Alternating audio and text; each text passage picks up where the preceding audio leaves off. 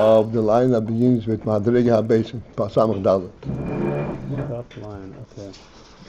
We kind of reach the end of the line, but we need to just show that there is what to talk about. Again, we're talking about the principle that there are three madreigas in ohr, and the Rebbe explained. Number one, I have to introduce the topic as such. Three madreigas in ohrot, not in ohrot.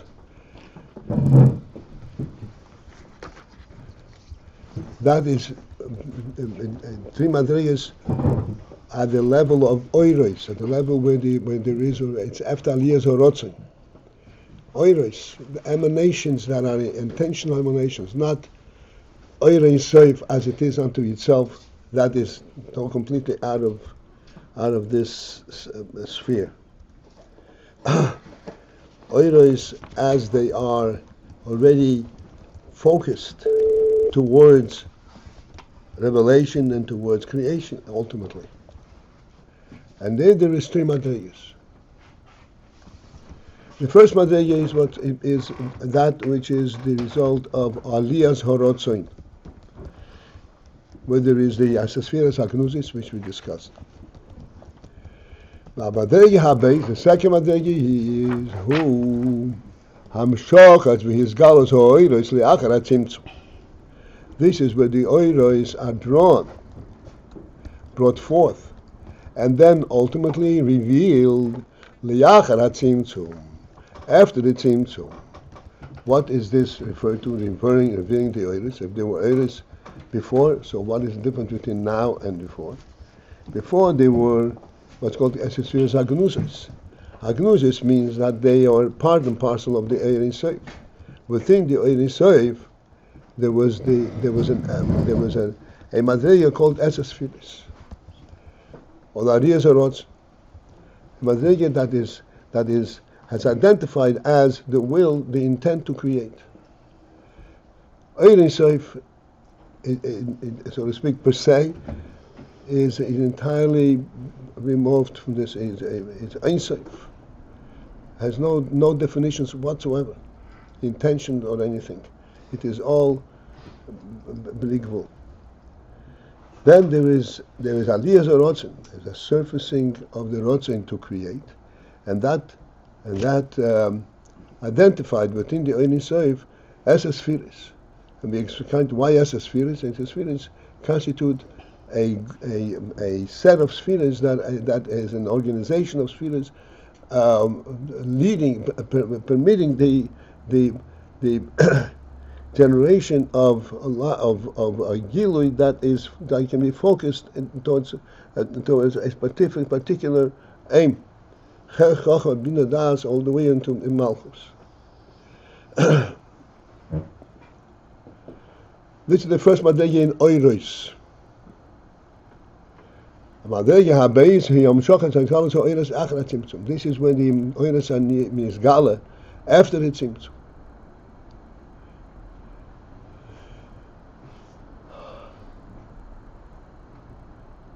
When the ohrot when it's after the tzimtzum is in general is, as we already learned, is the reduction or the elimination of the presence of the source of the etzem, whereby the element of ohrot takes focus. He's revealed. Because as a spheres, hagnuzes, matzilon are complete contained within the matzil. Well, here, after the tzimtzum, the matzil is, so to speak, stepped aside. And now the ohrot that are within there begin to surface, are brought forth. So the Rebbe explains, Shehei, these ohrot are hafroshas ha-arah me'eresav ha-matzil. Is this setting aside, or bringing forth, or separating a ha-arah me'eresav ha-matzil.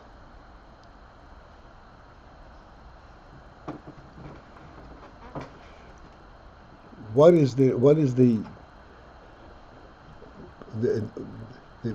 focus over here? It's as a spheres. I mean, it's kalas ha'ohrot. What is the hafroshas ha-arah me'eresav? So for this, we have started explaining yesterday. There is no such thing as ohrot without a source, without an etzem. Ohrot are not an entity of a tangible type. There is something here. Ohrot is not a something. Ohrot is always a representation, the impact of an etzem. That's what ohrot is. So now that we're talking about the ohrot as they emanate, and as they surface, after the tzimtzum, so then there is no base for this ohrot. There's no reality to it. They're just the ohrot itself. So it says no. Hafroshas ha-arah me'eresav ha-matzil. It is setting aside a ha-arah from the ohrot of ha-matzil. The principle of ha-arah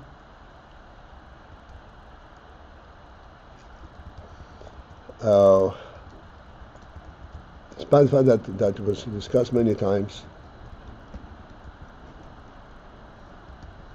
we have to always be focused and understand what is the word ha-arah referred to.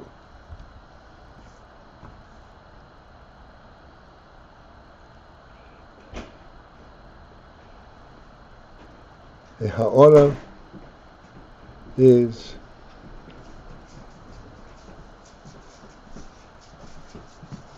actually alluding to the essence itself, but the ha-arah of the essence.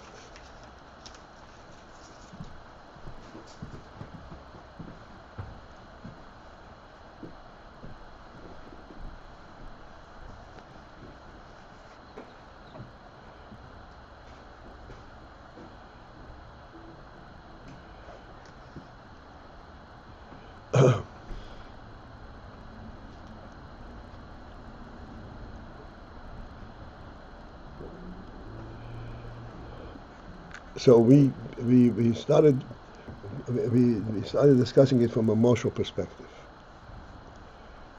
We said that there is a house, and then there is a house owned by a human being, which makes a house into a home, which brings reality to this house. Because otherwise it's just a structure. Stands for nothing. When it becomes owned by a person, then it assumes a full meaning. Oirin came.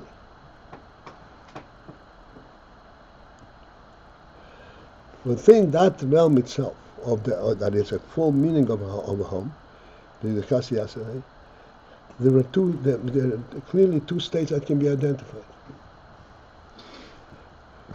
The owner owns the home, or the owner is inside the home.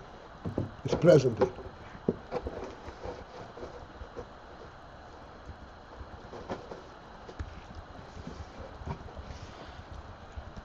There's a third variation, which we pointed out yesterday, where you are You're mimicking, you're emulating. What would the house look like if somebody lived in there?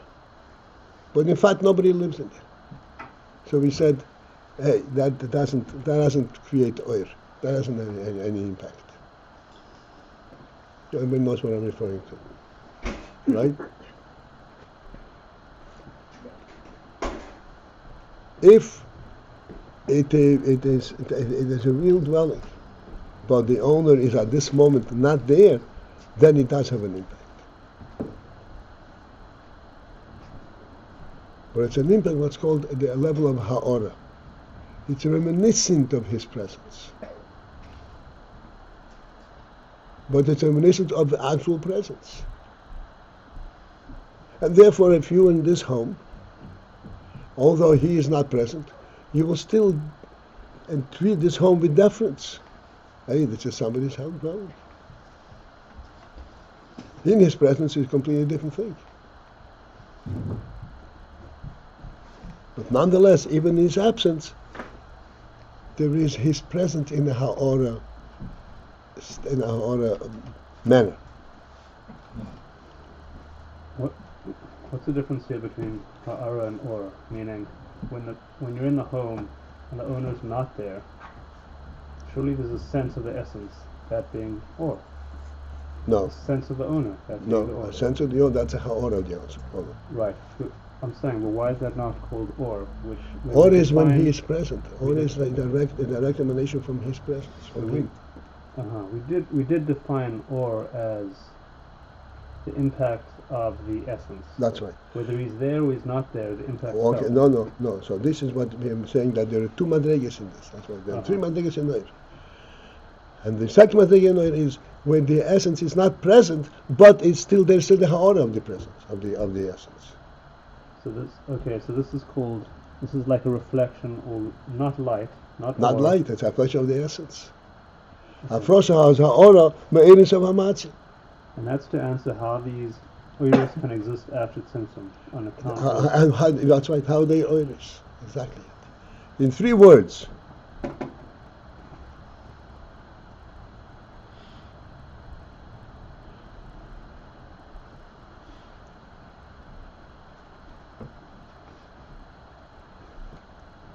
Afrosha has ha-arah me'eris of ha-matzah. And this is why these ohrot, it's after the tzimtzum. Ohrot of ha-matzah was not only there, and it's still properly called ohrot.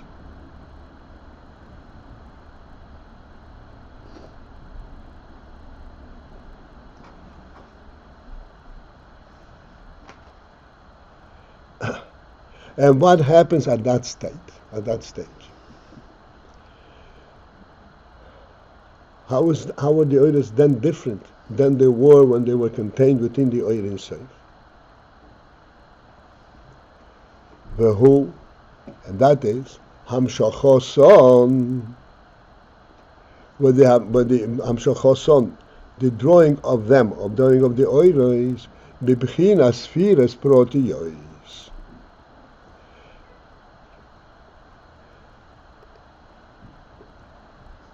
In a manner, bibchinas, and we have to discuss the word bibchina in this state.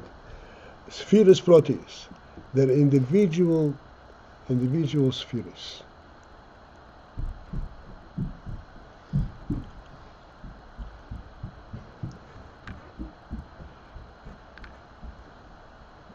And when you said that there was SS spheres, they were individual spheres. Or the SS spheres hagnus is be'eris. And as such, they did not express themselves as individual spheres. There was not count of these spheres.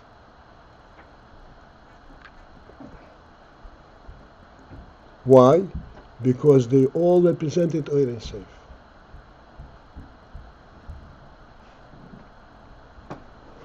Whereas after the tzimtzum, now we only have a ha-arah of the ohr safe.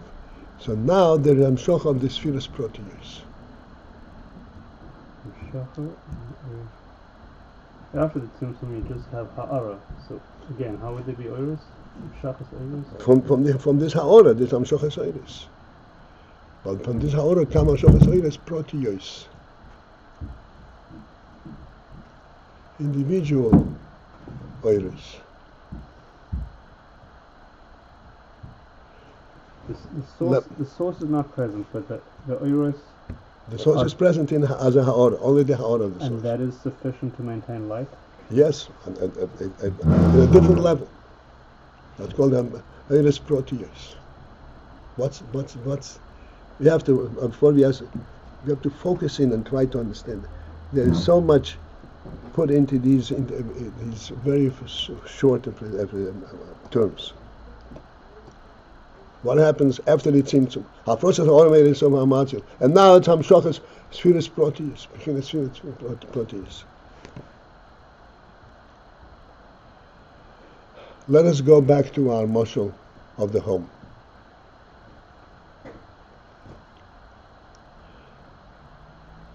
A home, as we pointed out, the minute the home becomes a home, it's owned by a human being. All human amenities sprout out of this, and everything fits in and is contained and completely embraced by the fact that this is a human dwelling, this particular human being. Nothing is to be identified. He's got also this, or he's got also this. Nothing has a particular presence, because it's all emanating from the same. It's all representing the same nekuda.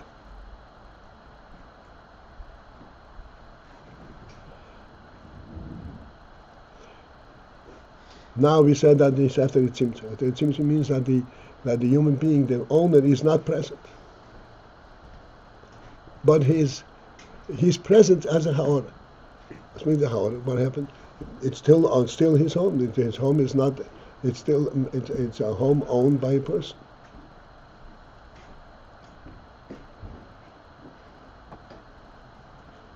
Let's focus in and try to understand the result of this situation, this motion. When you are in somebody's home, this person's home, and he himself is present, you will definitely treat all the objects in the house with deference, but you're not focusing on the object itself. Whatever you touch, you are touching the person, the owner.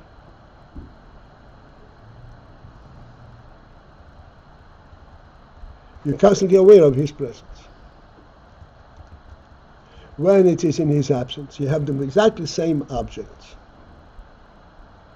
But now the objects come to surface. You identify, because these objects represent him. But before he was representing himself.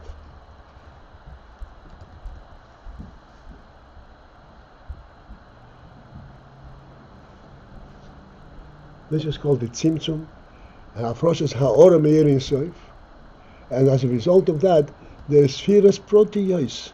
Each object is identifiable individually. How is this alluding to him? How is this alluding to him? How is this alluding to him? Because his presence is only a ha-arah.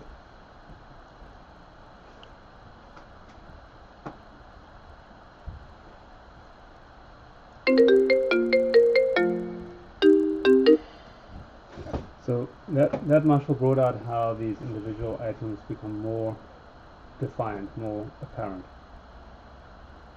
Okay. As individual items. Yeah, but in fact, one of the questions we said a moment ago before we got into this was, how do these ohrot sphirot still exist after tzimtzum, which is a obfuscation or a removal of light, of the source? And we're answering that by saying they kind of based on a reflection, a trace that remains. Is that it? Yeah. Ha-arah of the inner self.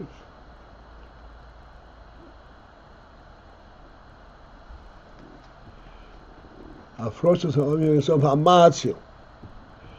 And the level of the ohrot at that point is hamshachosen bibchinas sphirot proteus. Having explained it, I think we can each understand the meaning of the word bibchinas over here.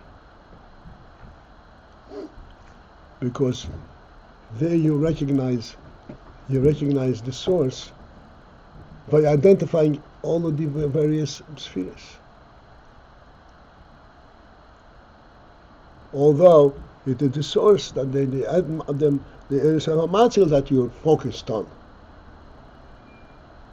But his presence is known by all these spheres.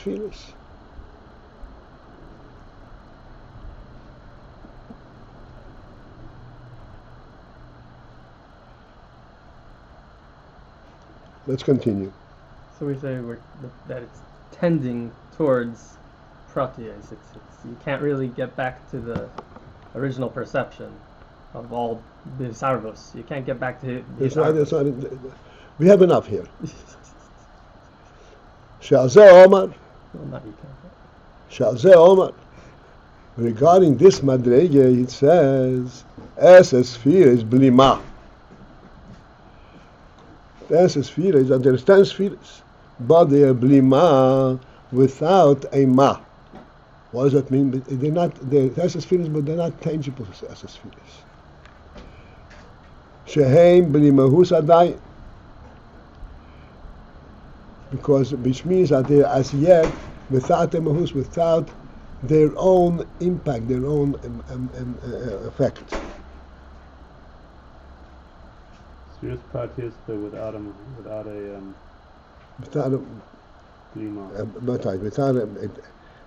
a tangible presence. 10 spheres, but there's no mahus, there's no individual mahus of the spheres.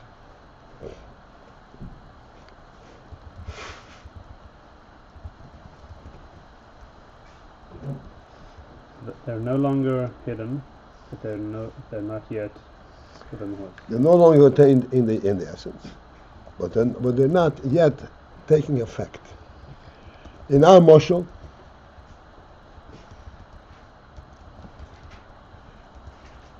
as we said, okay, but here we will have to again carefully examine what we were saying and put on a final thinking cap.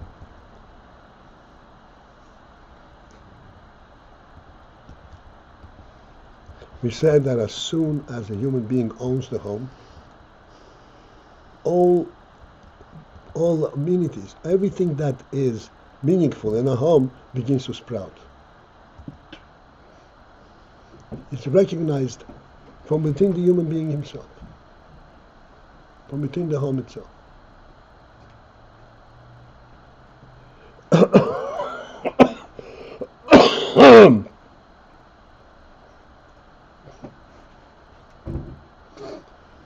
Then, the next step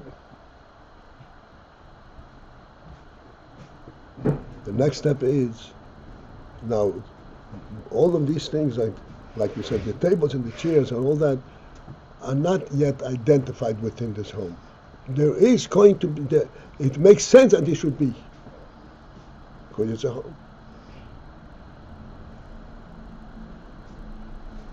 When you are going to say, no, this is a human dwelling,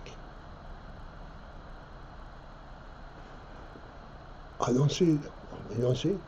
Over here, this is a dining room. Over here, this will come a table. There will come a chair. There will come a bed. In other words, there is the base for that development.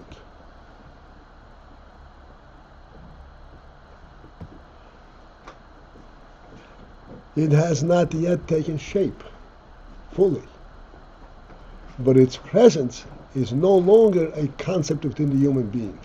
It is now identified within this home.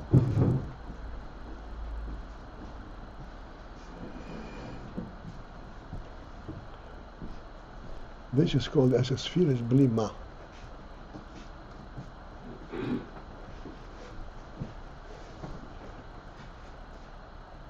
Why is it as a spheres? Because this home is owned by a human being. But it has not yet fully been developed to the point where it becomes a real dwelling.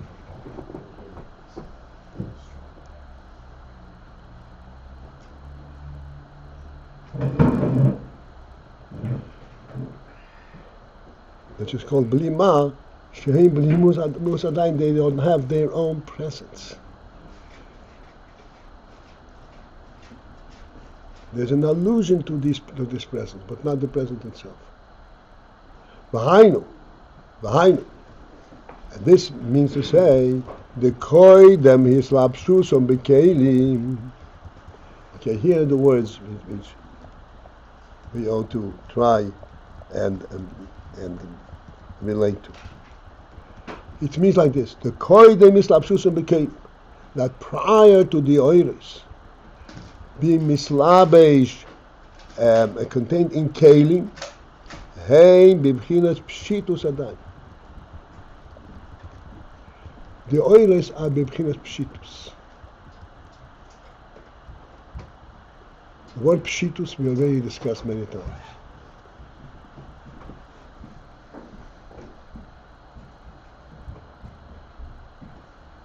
Pshitus means that something emanates not because of its presence, but because of its source presence. It comes automatically, so to speak. The source is here, so therefore this is here.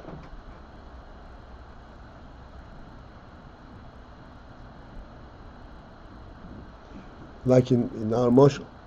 Yes, there are all the amenities, but they're there because of the pshitus, because the human being is there, not because they were put in there. When they're put into a keli, that becomes a mitzias. The keli is only representative of the oil also. It's not something additional, it's not something extraneous. But it's the oil in the keli. It's not extraneous, but it's not pshitus. That's right. It's there as an oil, rather than as the source of oil. When it's in a keli. Well, when it goes into a keli, it becomes a mitzias, a mahus.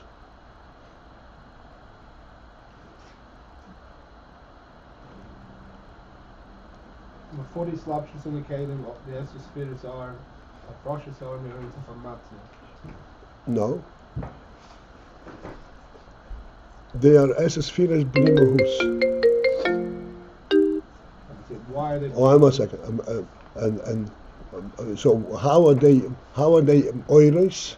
Because they have process ha-arah from the matzah. Are you saying there are two steps? But you're saying there's two things. There's ha-process there's ha-process oilers, there's ha-process ha-arah from matzah, and then that's a basis for esosphirus. That's right. But here it says shehem ha-process ha-arah from matzah v'hu ham-shachason bevechinas spheres proteas. It looks like it's das is das. Because it's a ha-arah, because it's a ha-arah, that is the source of this oil. It's not the etzem, but the ha-arah. That's why this oil already has a tziyur. But it's only a ha-arah.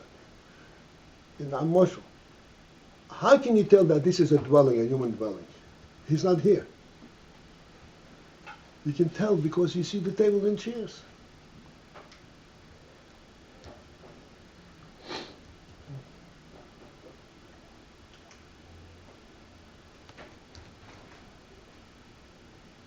This is after Yislapshus Bekalim. No. That, in our moshel, it's like I said, but in our projection, if you say, okay, we're going to move in here and you already see that this is a dining room. How do you see a dining room? There's no tables and chairs. First, our order from the etzem.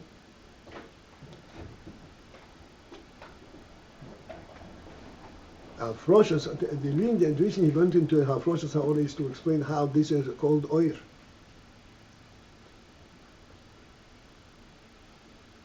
The etzem is out, being tzimtzum.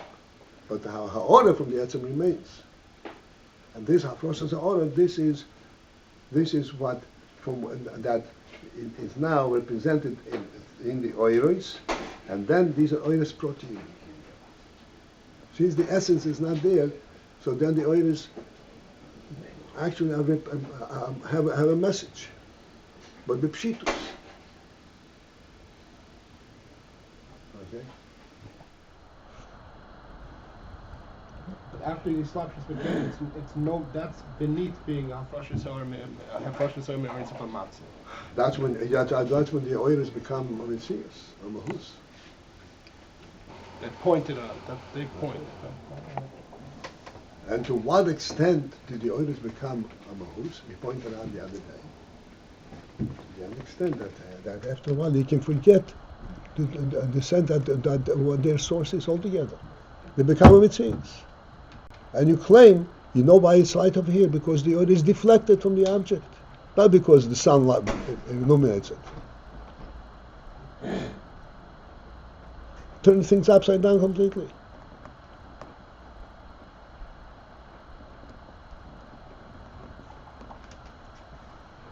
The idiot becomes the wise man, and the wise man becomes the idiot.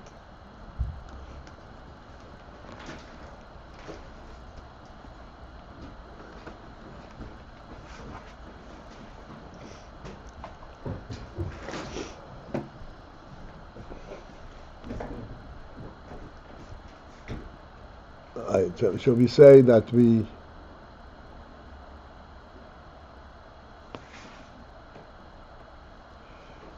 so we're on the third line. Okay. Pshitus Ayin.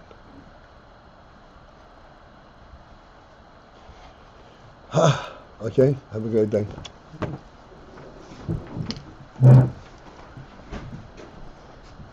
It makes sense. If we're still on the third line, we must be the finished Pshutus Adayin.